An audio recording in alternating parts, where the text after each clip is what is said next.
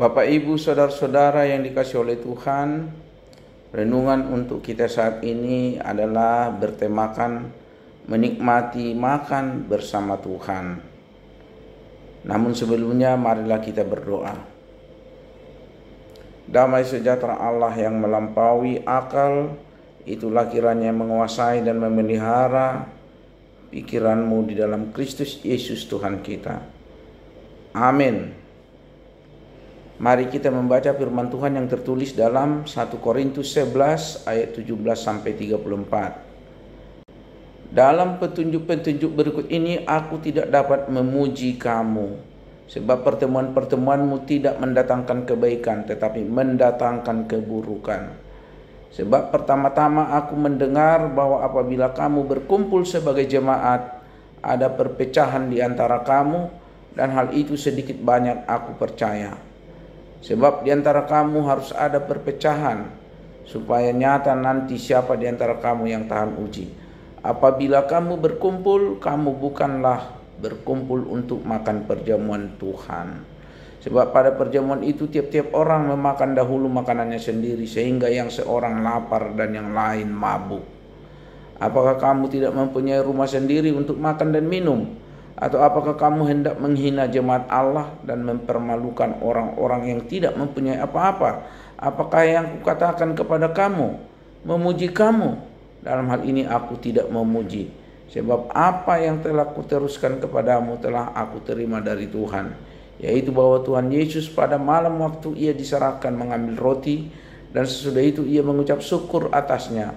Ia memecah-mecahkannya dan berkata, inilah tubuhku yang diserahkan bagi kamu, perbuatlah ini menjadi peringatan akan kamu. Demikian juga ia mengambil cawan sesudah makan lalu berkata, cawan ini adalah perjanjian baru yang dimeteraikan dengan darahku, perbuatlah ini setiap kali kamu meminumnya menjadi peringatan akan aku. Sebab setiap kali kamu makan roti ini dan minum cawan ini, kamu memberitakan kematian Tuhan sampai ia datang.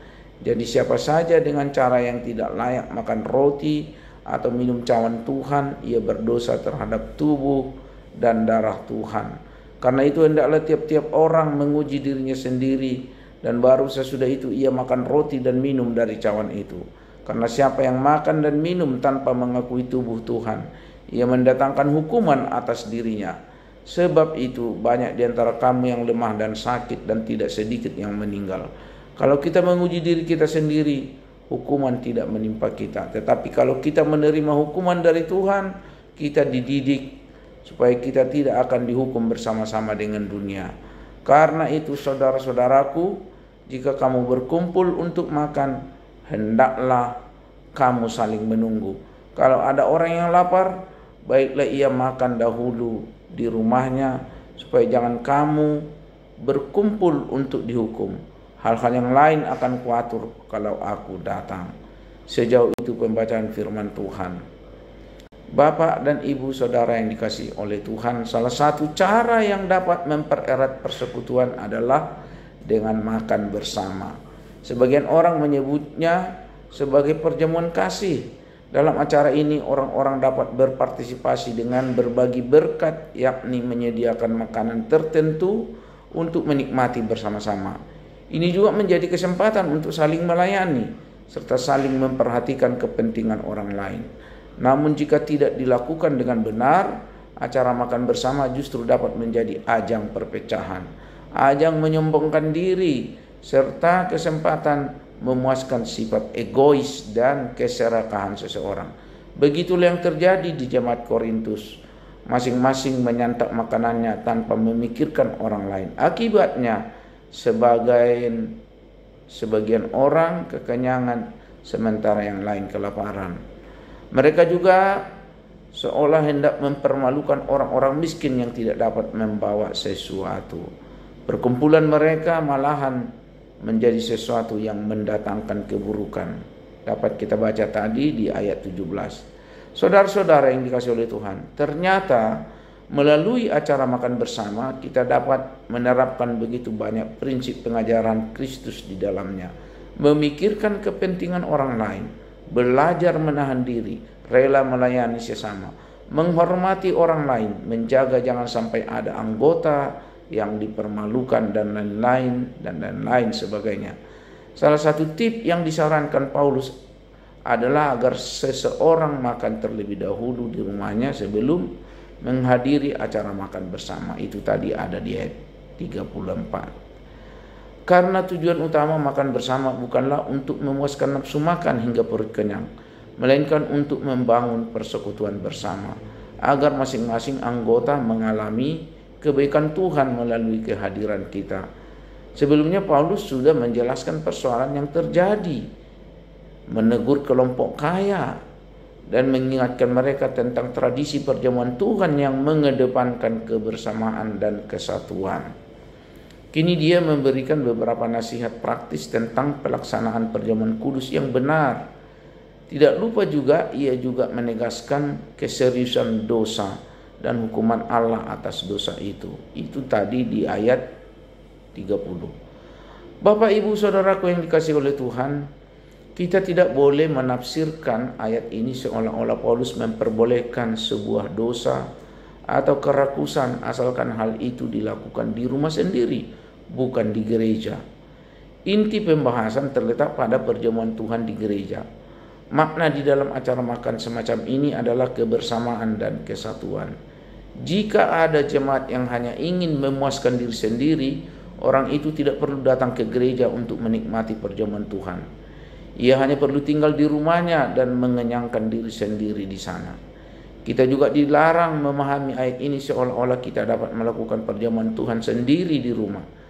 Sebagai sudah ditekankan berkali-kali, tanpa unsur kebersamaan dan kesatuan dengan orang percaya yang lain, sakramen perjamuan kudus tidak akan ada artinya. Itu akan menjadi acara makan-makan yang biasa. Dengan demikian, kita dapat menyimpulkan bahwa maksud Paulus di ayat 34 bagian A adalah memerintahkan jemaat untuk memiliki motivasi berbagi sejak awal kedatangan mereka ke tempat pertemuan. Jika motivasi semacam ini tidak ada, mereka lebih baik makan sendiri di rumah. Tidak perlu repot-repot datang, tidak menghina jemaat lain yang tidak memiliki makanan, dan tidak menerima hukuman yang serius dari Allah. Bapak, Ibu, Saudaraku yang dikasihi oleh Tuhan, apa yang disampaikan Rasul Paulus di bagian ini sangat mendesak untuk diperhatikan dan ditaati. Sebagian gereja memiliki konsep dan praktek perjamuan kudus yang tidak alkitabiah. Roti dan anggur dianggap sebagai jimat yang bisa disimpan dan digunakan kapan saja mereka mau untuk mendapatkan kesembuhan. Lebih parahnya lagi, pada beberapa kesempatan ketika roti dan anggur itu dibagikan, beberapa orang dengan justru saling berebut dan tidak memperhatikan orang-orang lain. Ini adalah dosa yang serius dan menuntut pertobatan segera. Sekarang kita diundang makan untuk kesejahteraan, kebaikan, kesehatan, maupun untuk kemuliaan Tuhan. Itulah makna daripada makan bersama di dalam Tuhan. Kiranya kita melalui firman ini diundang untuk menikmati makan bersama Tuhan itu, mendapatkan kesejahteraan, kebaikan, kesehatan, maupun untuk kemuliaan Tuhan. Soli Deo Glory. Tuhan Yesus memberkati. Amin. Kita berdoa. Ya Tuhan Yesus, sumber kebaikan dan memelihara kehidupan kami. Kami mengingat betapa pengorbanan-Mu adalah merupakan bahagian yang menentukan pertumbuhan iman kami untuk hidup dalam selamat yang daripada-Mu. Melalui perjamuan kudus, kelihatan bahwa kebersamaan kami dan tidak saling memburukkan yang satu dengan yang lain, dan tidak membiarkan satu berkekurangan dan yang lain berlebihan. Tapi kami mau bersama-sama dengan Tuhan untuk menikmati apa yang Engkau berikan itu, menuju peneguhan dan penguatan iman kami, sehingga kami mendapatkan kesejahteraan dan keselamatan daripada-Mu yang Tuhan Yesus. Dari hati berlandaskan kasih oleh kuasa dan kebaikan Roh Kudus, kehendak-Mu yang terjadi. Amin.